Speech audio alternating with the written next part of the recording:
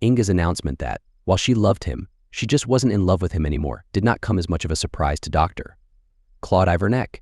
They had not been emotionally close for several weeks now. The engineer looked at his wife, still beautiful after 24 years of marriage, and nodded his head in agreement. When he had met the German-born beauty in Cologne, Germany, he had fallen hard for her. She had likewise fallen for the college student. Theirs had been a romance, a marriage to be admired. Theirs had been a love that they believed would last forever, even as time and distance had taken its toll. Inga's next statement did surprise the stoic engineer, though, when she announced that she was moving in with her partner. "What?" he asked, his Germanic accent becoming more pronounced. "You have a partner?" She looked at him with disdain. After a moment, he simply shrugged his shoulders. "Yes, and Jerome? He doesn't want kids," Inga stated. But you mean you are leaving Charles here? With me?" Claude asked, referring to their 4-year-old son. When Inga had discovered that she was pregnant, they were both surprised. Their other 2 children were already grown up, so having a young child in the house was an unexpected joy for Claude. He had seen it as a new chapter in their long-lasting love story. Inga's declaration that she did not love him, had a partner, and was leaving Charles with him did shake Claude. Suddenly, his whole life had changed in less than 1 minute. "Yes, maybe you have to be a father now, huh?" Inga snapped, her beautiful features changing from a sneer to amusement. "I am a father. He comes with me to work every day," Claude snapped back. Since Claude Jr. and Heather were 21 and 20 years old and attending university in Hamburg, Germany, custody of their oldest 2 children was not an issue. But a lively 4-year-old boy needed the love and care of both his mother and father. With a final farewell nod, Inga took her 5 suitcases, put them into her Mercedes-Benz, and left their home. Claude immediately took charge and checked their bank accounts. Inga had already withdrawn 50% of the money, so he closed the accounts and transferred the remaining money into a new account. He then canceled their 3 credit cards for safety reasons. The next step was to reprogram the garage door's code and the alarm system's passcode. Then he and Charles went to the Home Depot in Elgin, Louisiana, to purchase new locks for all the doors. Charles loved the Home Depot store. He and his father often bought new magnets and steel screws and nuts and bolts for the magnet to pick up. This time, Claude bought a large bolt, a large 9-volt battery, and a spool of wire. Arriving home again, father and son sat at the workbench in the 4-car garage of the Baylor Lake home, and Claude showed his son how to make an electromagnet. "Wow, this is amazing," Dad Charles exclaimed, amazed by their creation. "It can even pick up a wrench." Charles gasped in awe at the power of the magnet. After his dinner, his bath, and a bedtime story, Charles lay down for a good night's sleep. Claude looked down at his little boy and sighed. What kind of mother would leave her baby? He asked himself. Then he changed all the locks in the house. If Inga wanted to come back for any forgotten items, she would have to contact him first. And Jerome? "I hope you have plenty of money," she spends it quickly, Claude said, fixing himself a soft drink. Jerome did not have plenty of money and decided that a 42-year-old woman with expensive tastes and no income to support them was not something he wanted to be tied to. Being the part-time companion of a beautiful woman had been fun and exciting for a while. He didn't have to worry about keeping a clean home or listening to her nagging complaints. He didn't have to move her undergarments out of the way when he wanted to shower or put the toilet seat down after he used it. He only had to spend time with her romantically, help her spend her husband's money, and then go back to his apartment while she cleaned up for her husband. This was especially true when Claude contacted Inga to let her know he would be canceling her cell phone service and her automobile insurance, as well as the payments on the luxury car. Jerome let Inga know that while it had been enjoyable, it was time for her to move on. Inga now fought the divorce. Nicole Banks, her attorney, requested counseling. The time for counseling is before she decided to be with another partner, Penny Jones, Dr. Ivernek's attorney argued, but Judge Marie Robichaud decreed that there should be no less than 8 counseling sessions. Claude accepted the decision with a shrug. The counseling sessions were fruitless. Claude did not want to reconcile, and Inga was too proud to admit she had made a mistake. Dr. Sylvia Hooperstein had to admit that there was no way forward for this couple. Nicole then applied for Inga to have custody of Charles Jonathan Ivernek, but because Inga had willingly left her child, Charles remained with his father while the parents battled in court over custody. Inga demanded full custody, along with high child support and the marital home, which was the child's primary residence. Inga would not agree to joint custody with Claude as the primary custodian. Therefore, their custody battle had to enter mediation. Claude did not make any smug remarks when he was granted primary custody. He did not brag when Inga was not awarded any child support. He did not boast when he was allowed to remain in the marital home as Charles's primary residence until he reached adulthood. Forget it, Nicole snapped when Inga brought up the idea of receiving alimony. You left the marital home willingly, you moved in with a partner. Courts do not reward infidelity, Mrs. Iverneck. The most you will receive is 50% of the assets accumulated during the marriage. Then Nicole reminded Inga of the thousands of dollars she owed for legal representation. Inga asked why she should have to pay any of it when Nicole hadn't won her a single thing she wanted. Shortly after his divorce was finalized, Claude was called into Tough Richard's office. The young CEO of Kendrick's Engineering had the plans for a Whitehead generator on his desk. Both he and Claude looked at the plans together. We can make it smaller, Tough stated with confidence. Since Marcus died last year, they haven't secured the patent for this. They've just been producing the same old stuff. I'll get back to you, Claude promised. I want it smaller and more efficient, Tough ordered. At home, Claude and his son played with Charles's toys, his trucks and bulldozers. Then Charles wanted to play with his electromagnet. Electromagnetism. We harness the power of magnetism, Claude hypothesized out loud. And there's a positive and a negative pole, Charles reminded his father. Yes, you're a genius, my boy, you are exceptionally bright, Claude laughed, hugging his son. That night, as Charles lay in his bed, dreaming about trucks and cranes and bulldozers and magnets, Claude scribbled frantically. At 7:30 the next morning, Corliss, his housekeeper, walked in and found Claude still scribbling. Oh, shoot. Claude laughed. Miss Corliss, I'll give you $100 to make Charles breakfast. All right, is grits okay? Corliss asked. Grits are great, Claude agreed. Tough looked at Claude's rough sketches and the plans for the Whitehead generator. Did you even look at these? He asked, pointing to the Whitehead plans. No, this is a different kind of generator, Claude stated. I couldn't agree more, Tough replied. Claude blinked when Tough rewarded him with a $100,000 bonus for creating the key Charles generator. It also delighted Claude to no end that Tough Richards named the new generator after Claude's beloved son. While Dr. Claude Iverneck was in his office at Kendrick's Engineering, contemplating what to do with his $100,000 bonus, Sue Lin was sitting on a sandy stretch of land known as the Bend. The Bend was just a curve in a small creek that ran alongside Stepping Stone, Louisiana. The small town was mainly made up of trailer parks. The only permanent establishments were the grocery store, the liquor store, the Dairy Queen, and the Stepping Stone Diner. Even John F. Kennedy High School was a series of 8 mobile buildings arranged in 2 rows of 4. Sweet Gum Paper Mill and the Hearst Women's Prison were the 2 main sources of employment in Penny Parish, and at the moment, neither were hiring. The 18-year-old girl flicked her ankle-length blonde hair back and sighed. There was nowhere to go, nothing to do. She had just graduated, barely, from JFK and was now sitting, wondering what her next move should be. Her friend Nicholas was at work. He worked at the loading bay of Sweet Gum Paper Mill.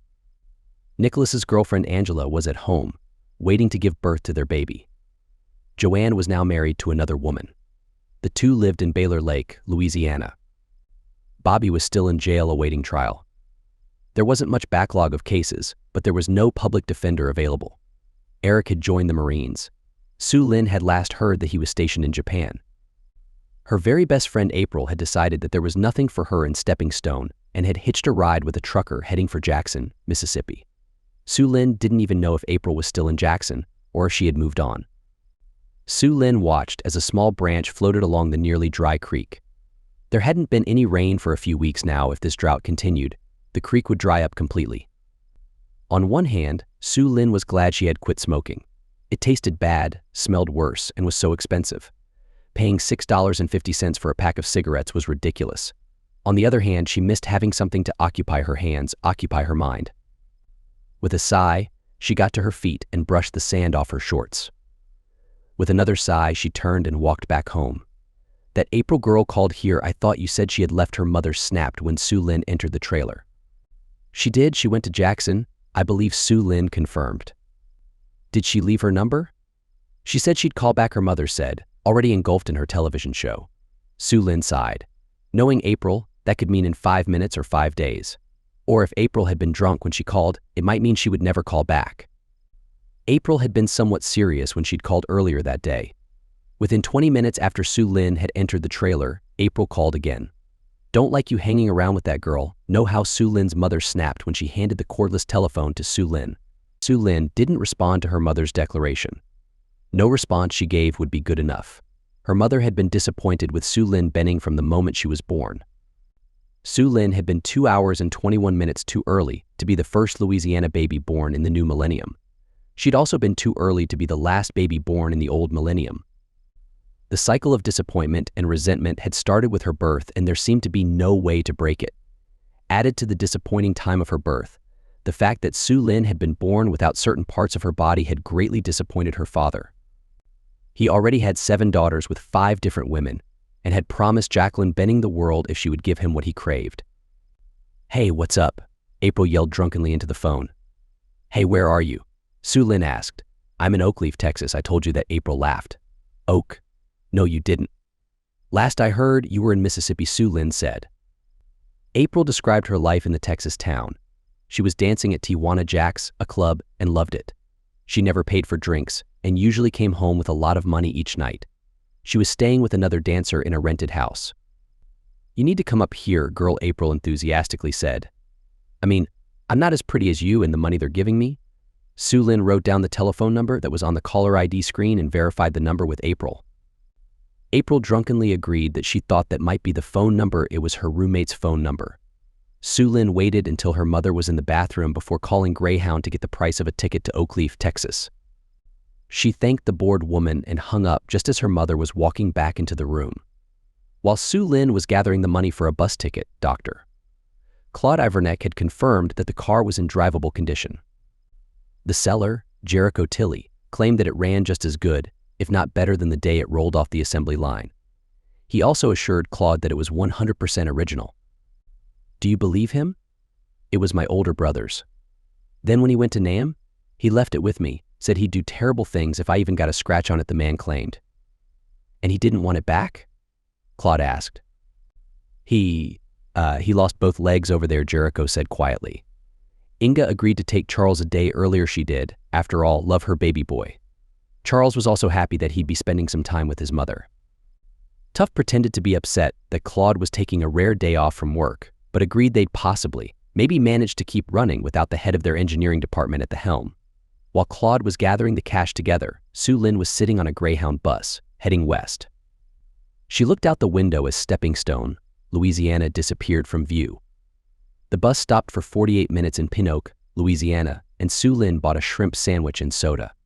She put on a lot of hot sauce and hummed happily as she ate the sandwich. She ignored the 3 young men that vied for her attention, but did think that maybe her top and shorts may not have been the best choice for travel attire. Her studious disregard of the young men only seemed to encourage them.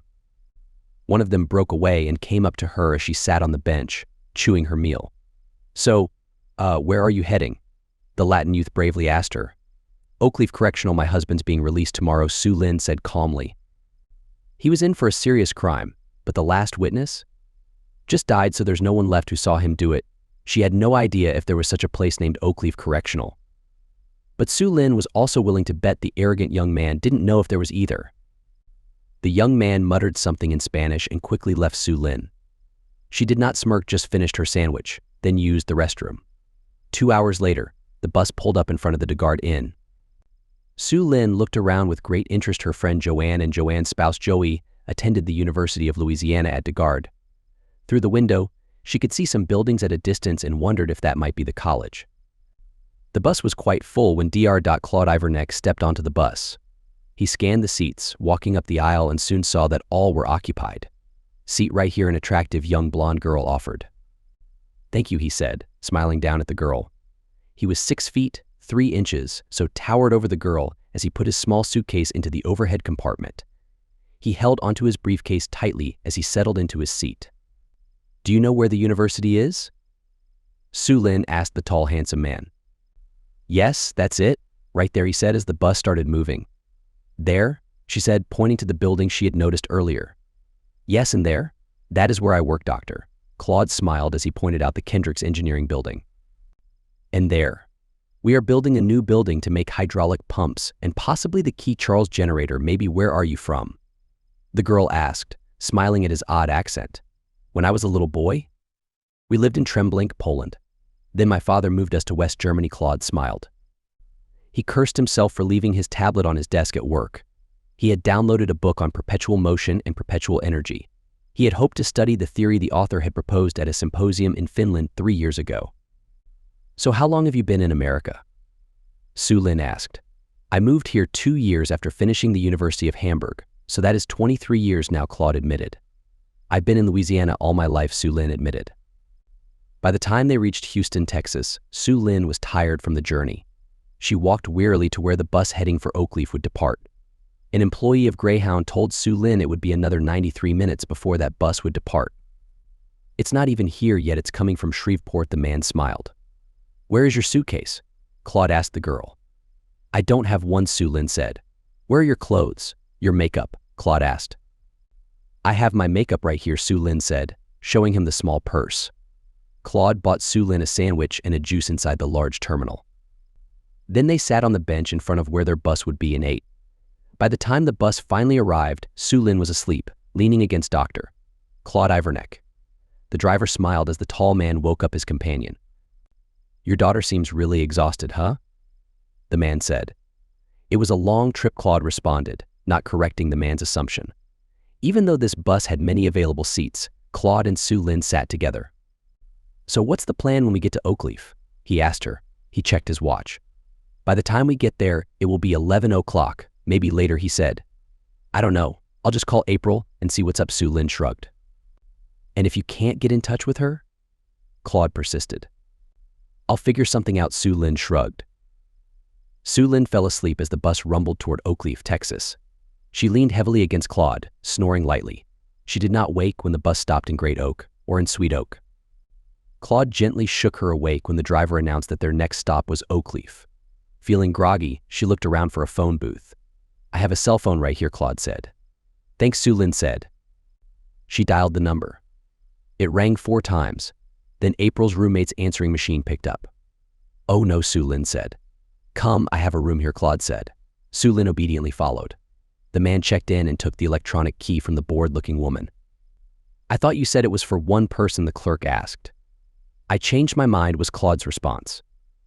God, I smell, Su Lin murmured as she and Claude walked to room 133. It's okay, I'll pay for a shower, Claude teased.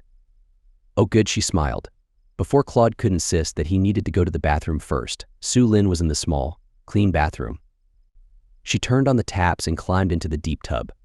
When Claude heard the shower stop, he waited a few moments. You okay? What are you going to sleep in? Claude asked through the heavy door. Just my clothes, Su Lin called back as she toweled her hair. The ones that smell bad from the road? Claude asked. He pulled his undershirt out of his suitcase. Here, you can wear this, he insisted, handing the undershirt through the partially open door. Thanks, Su Lin said, taking the tank top. When Claude heard the motel's cheap hair dryer start up, he knocked on the bathroom door again. Su Lin, I really need to go to the bathroom. Can you hurry up? He demanded. Oh, I'm so sorry, Su Lin said and opened the door. Claude didn't notice any of this. He was desperate to use the bathroom. Then he stepped out of the bathroom and found his pajamas in his small suitcase. By the way, you can keep it, Su Lin teased. Oh? I'll tickle you, Claude threatened, smiling. He showered quickly and put on his pajamas. Then he brushed his teeth and hoped that Inga remembered to have Charles floss his teeth. The boy didn't like flossing and would complain throughout, but their dentist said it was important to teach him good oral hygiene habits as soon as possible. What are you watching? Claude asked when he entered the main room. Heard that girl tell you they had movies, Su Lin said as she sat on the bed, watching a movie. But this is inappropriate, Claude exclaimed. You're an engineer, how do you manage to perform such difficult stunts? Su Lin giggled as Claude blushed. I don't know, Claude said tightly. Really? You've never? Su Lin asked, watching another trick being performed. Let's see. Su Lin murmured, and the menu appeared on the screen again. Acrobatics, baseball, ballet. Here we go. Acrobatic. She hit enter and the screen showed a girl performing impressive acrobatic moves. Su Lin then leaned against Claude, resting her head on his shoulder. Claude turned his head to protest her leaning against him. to protest the inappropriate movie they were watching. When he turned his head, Su Lin's hand touched his face, and she leaned up. "Thank you, Claude," she whispered, and hugged him. "Thanks. What was that for?" Claude asked when she pulled away. "For letting me stay in here with you. For giving me your shirt," Su Lin whispered into his chest. "You're welcome," he murmured. On the screen, the girl was energetically performing different acrobatic moves. Su Lin looked at his ring finger. She squinted in the dimly lit room, but could see no faint tan lines. Satisfied, she took his hand. Claude did one last visual inspection of the room, grabbed his small suitcase and briefcase, and they left the room. "Thanks, is everything all right?" a clerk asked as Claude turned in the room key. "Yes, everything is good," Claude agreed. "Now, where is a place to get breakfast?" "Oakleaf Diner is right there, across the street," Su Lin said, looking through the glass doors at the truck stop. "Excellent," Claude said. "Now, where is—" 1217 Big Street, cross the street. 2 blocks to the left, take a right, and it's about 3 blocks down, sugar," the woman said, pointing. "Give me the suitcase," Su Lin demanded as they left the motel. "I'll carry it," good, Claude said. Inside the diner, Claude called Jericho Tilly and let him know they were eating breakfast, and then they'd be at the location afterward. "Just knock on the side door," the man said. Su Lin ordered the steak and eggs and amused Claude when she ate her entire breakfast and even stole a biscuit from his plate. Then she went to the restroom. As she returned, Claude watched as a burly trucker tried to intercept Su Lin. Inga would have paused, would have flirted lightly.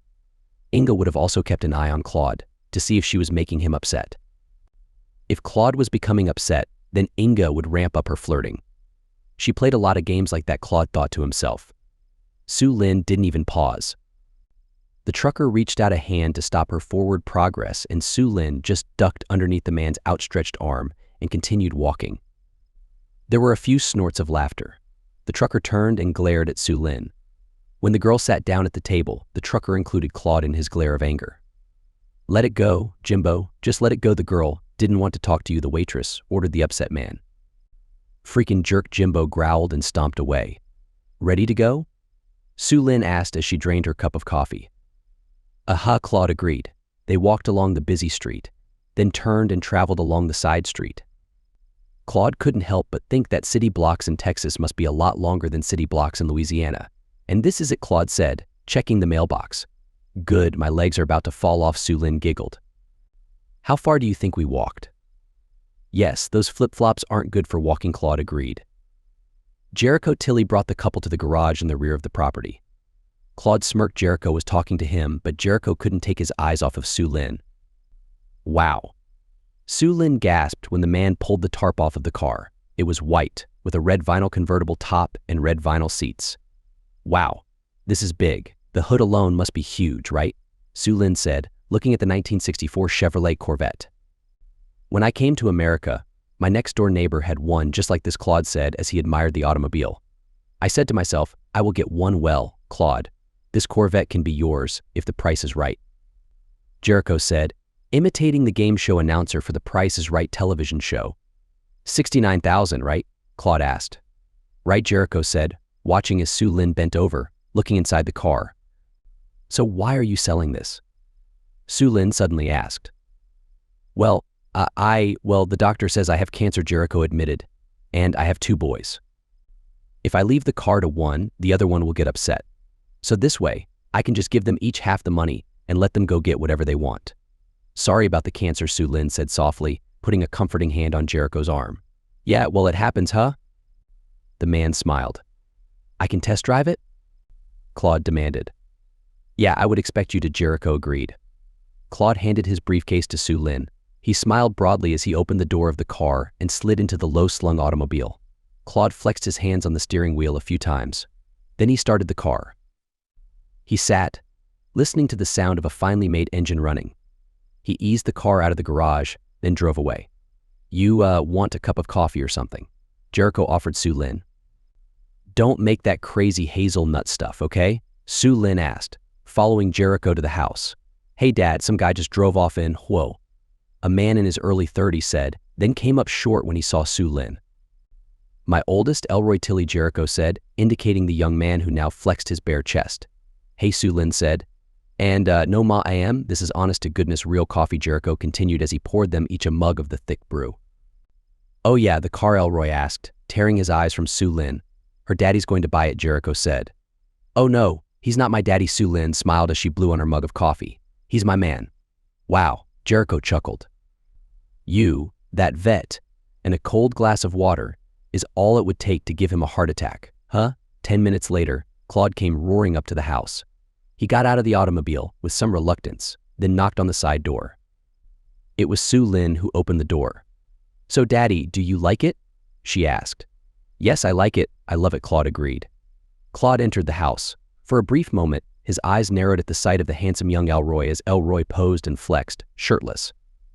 Then he smiled softly. The young man looked almost desperate, but Su Lin never took notice of him. Briefcase? Claude asked. Su Lin grabbed it from under the kitchen table and handed it to Claude. Jericho invited Claude to sit down. Su Lin immediately sat down to Claude's right and immediately upon sitting, put her hand on Claude's arm.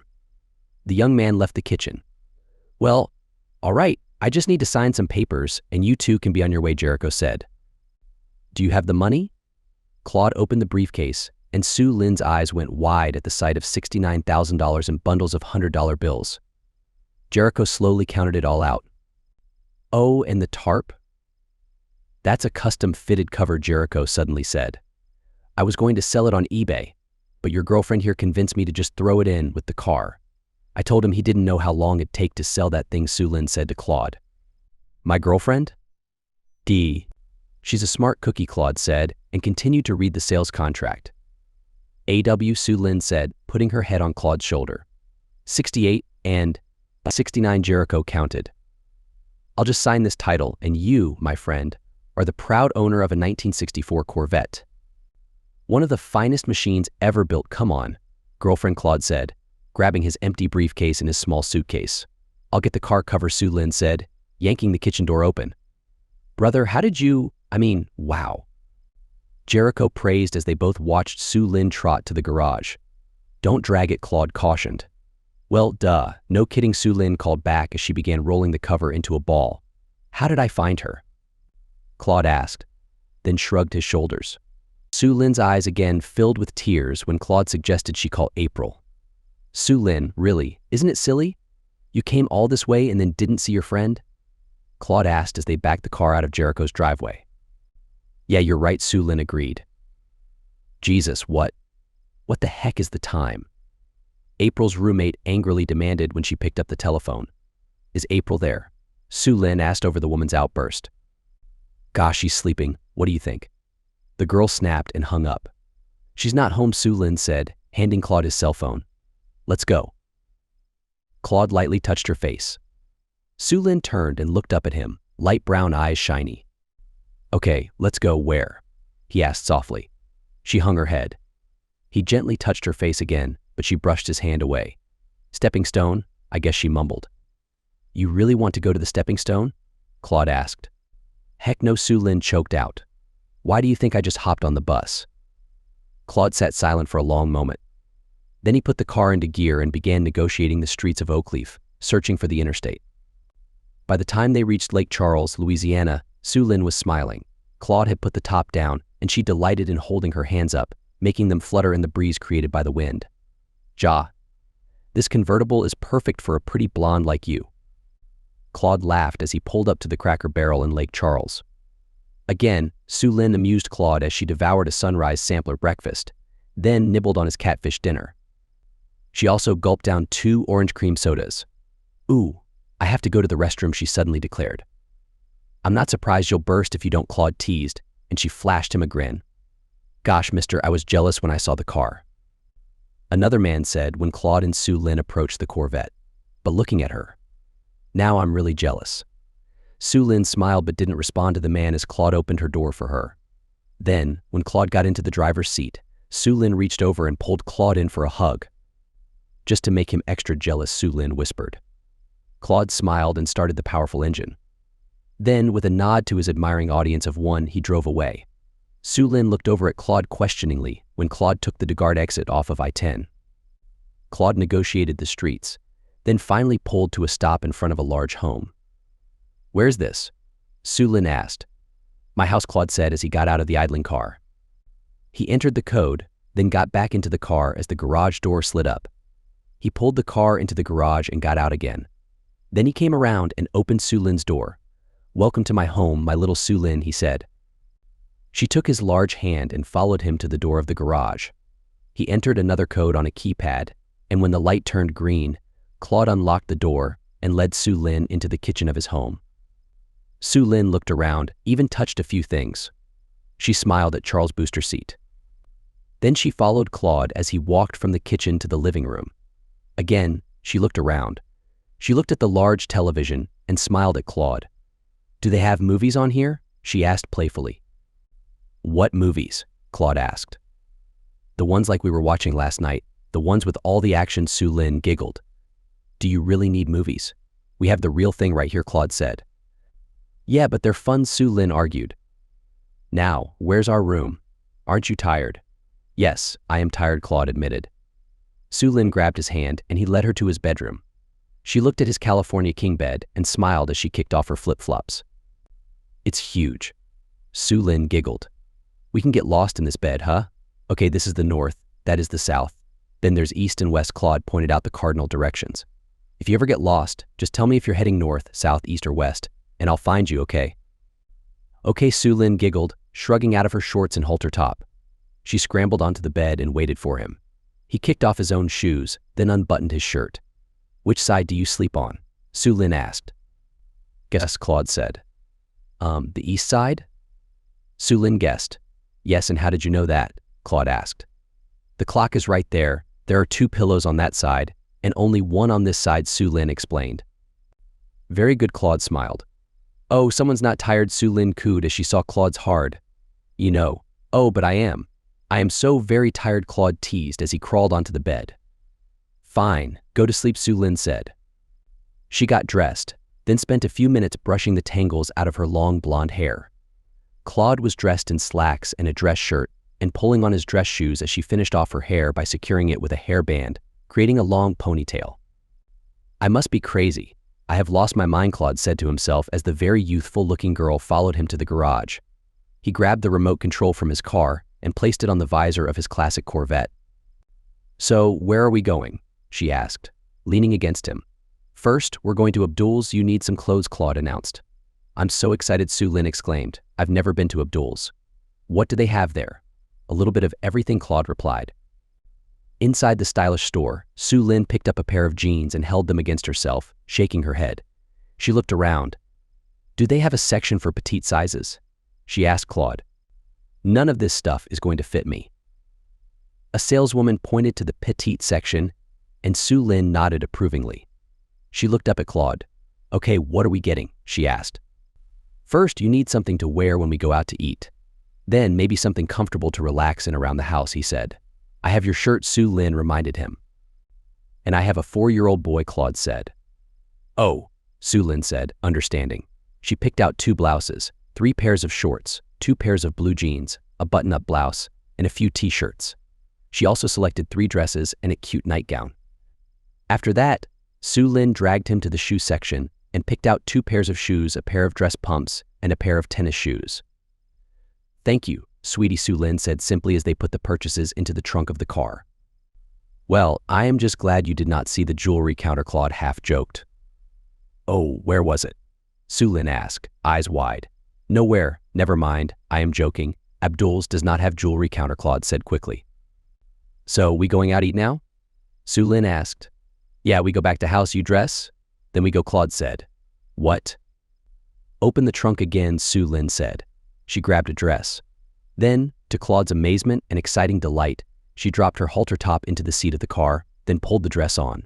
Grab my shoes, she ordered, and got into the car. Well then, okay, let's go eat, Claude agreed. Thank you.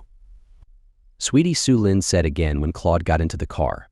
Side-by-Side Steakhouse had a 15-minute wait. Su Lin leaned against Claude, rocking slightly as they waited. Soon enough, the hostess led them to a table, wished them a good meal, and left. I can get me a ribeye?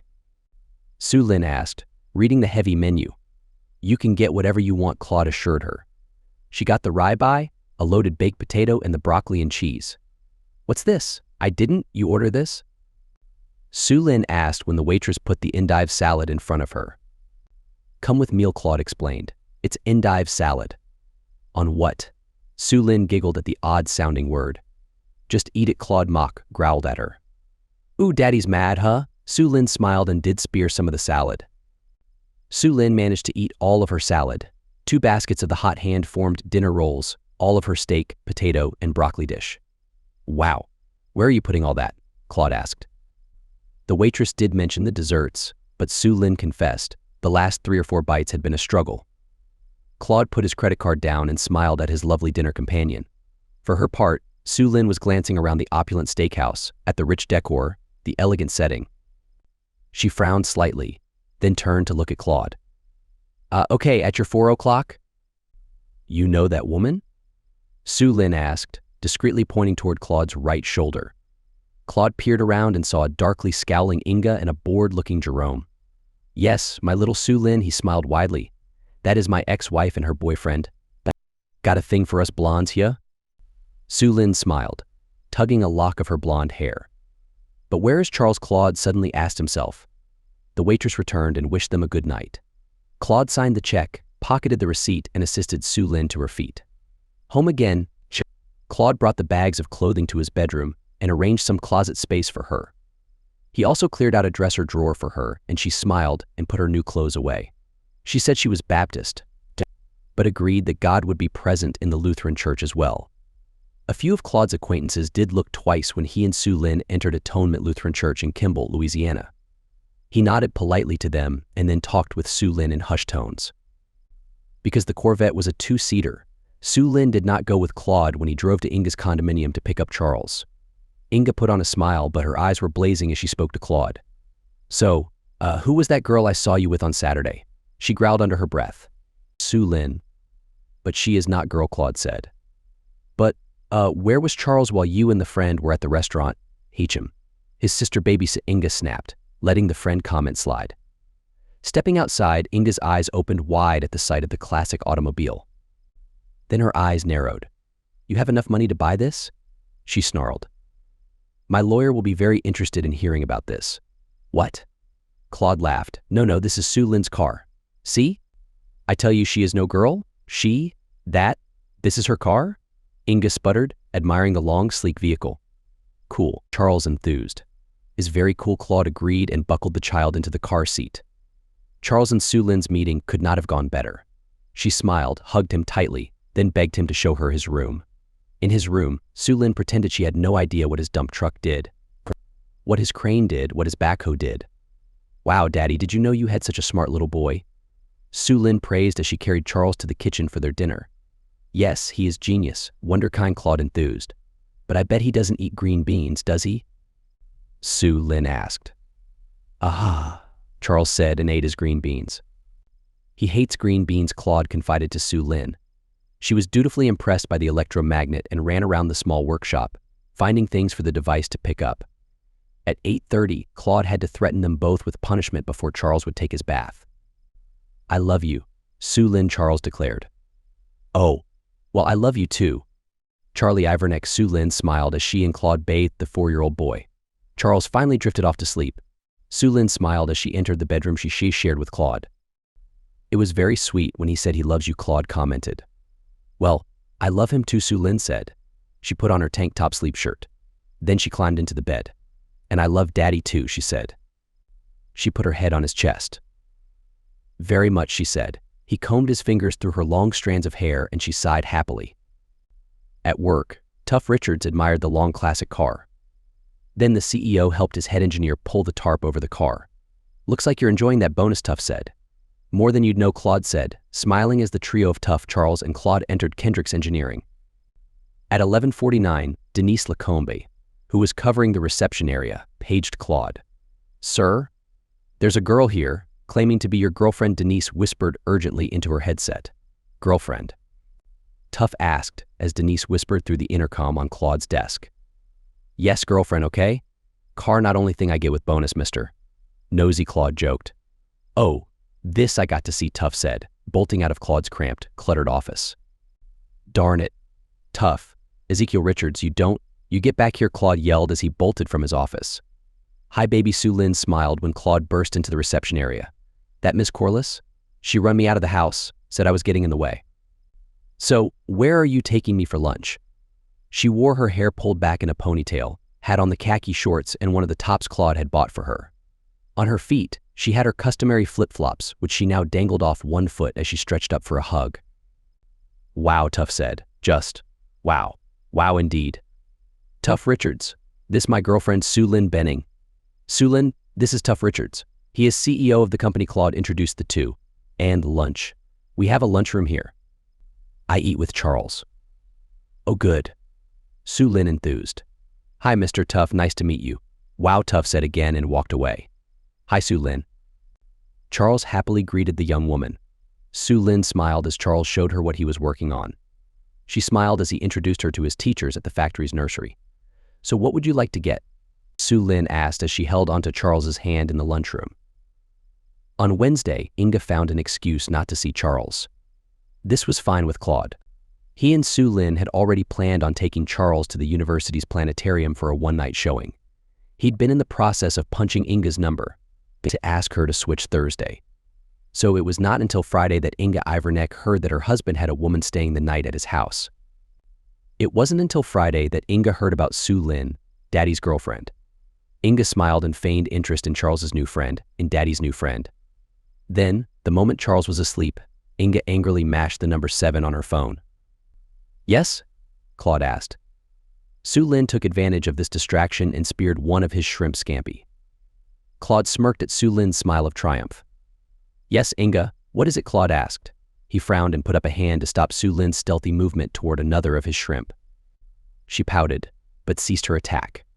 Okay, once we are finished, need to go to Stepping Stone, Claude snapped, disconnecting his call. What? Why? Su Lin asked, dismayed. To get your birth certificate, Claude snapped. I cannot believe she is saying she will sue me for custody. Why is she suing you for custody?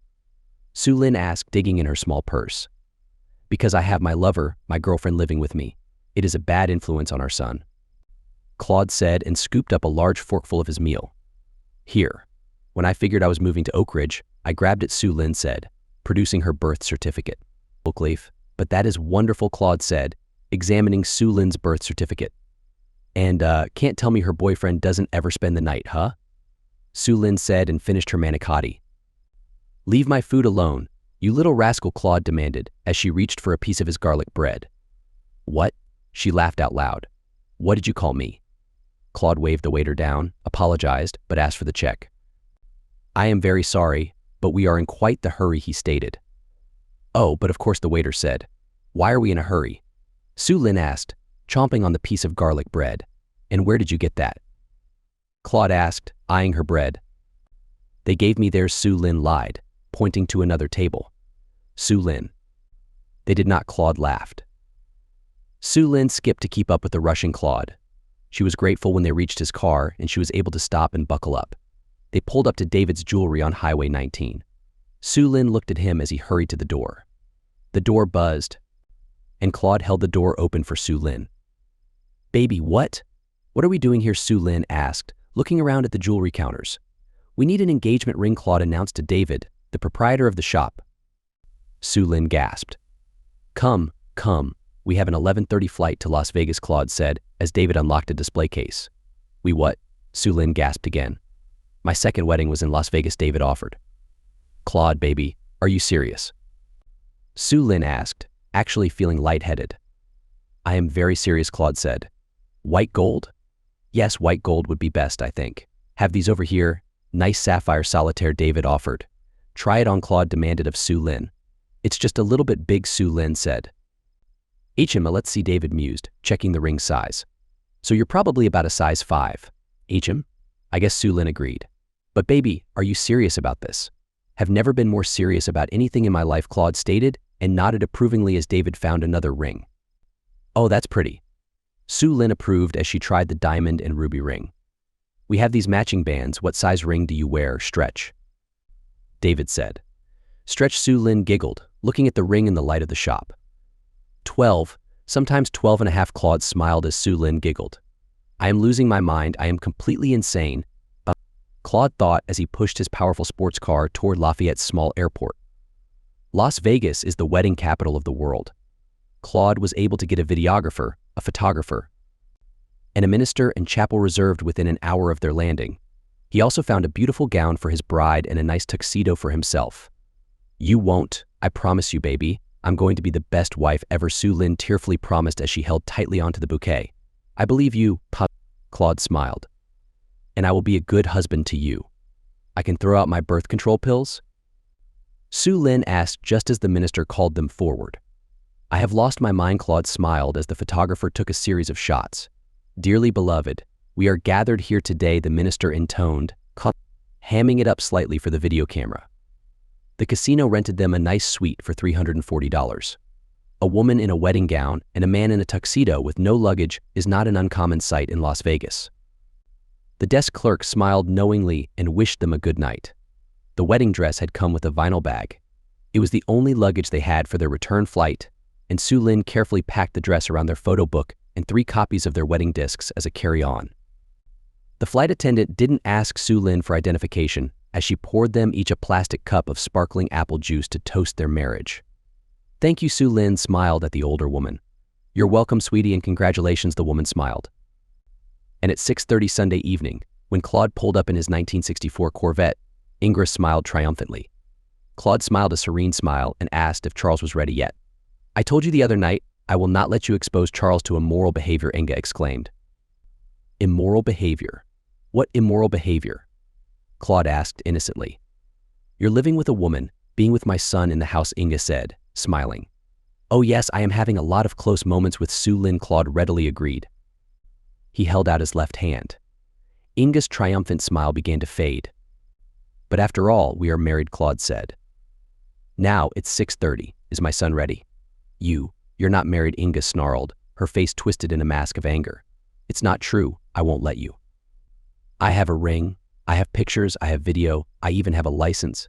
Yes, I would say, I am married," Claude chuckled. "Again, Inga, is my son ready?" "I don't believe you," Inga cried out. "And I will not let you have Charles." Inga had already told Babbage's department store that she wouldn't be taking the job. Inga had already informed Tanisha Brown-Jones, Jerome's cousin, to file for a significant amount of child support.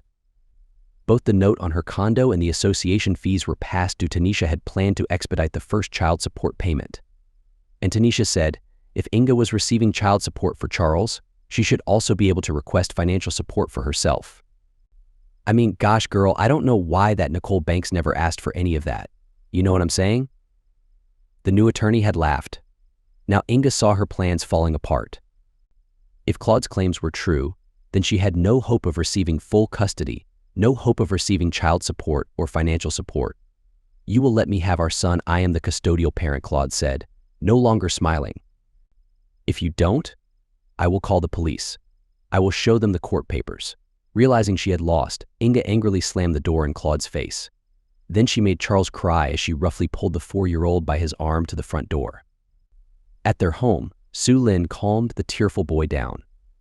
Then she and Charles played with his Hot Wheels racetrack while Claude prepared their dinner.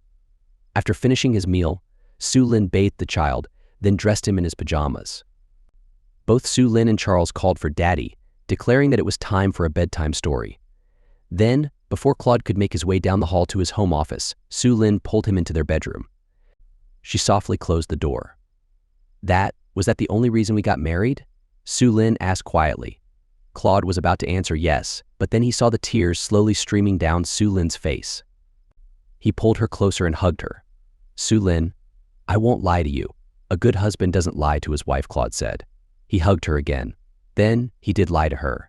"Sue Lin, my wife Inga, my ex-wife Inga, she threatened to take Charles away from us," Claude said. "But really, what did Inga do? She made me, darn it, what is it Tough says? She made me go for it." He lifted her tearful face to look at him. "Inga says she will take Charles away because we are being wrong," Claude said.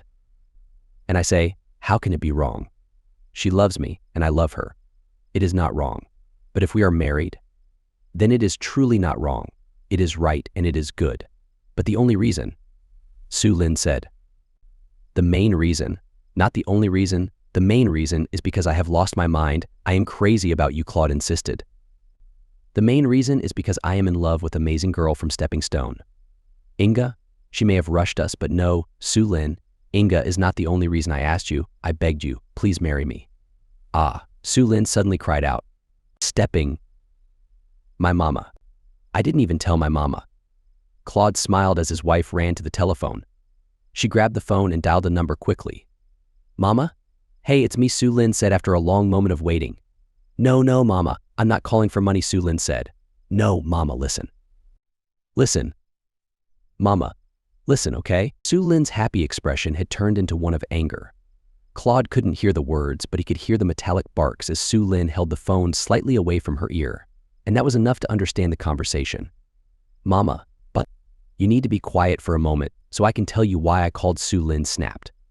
More metallic barks came from the phone. Mama, I'm married. No, I'm not expecting a baby, but I am married, Su-Lin snapped.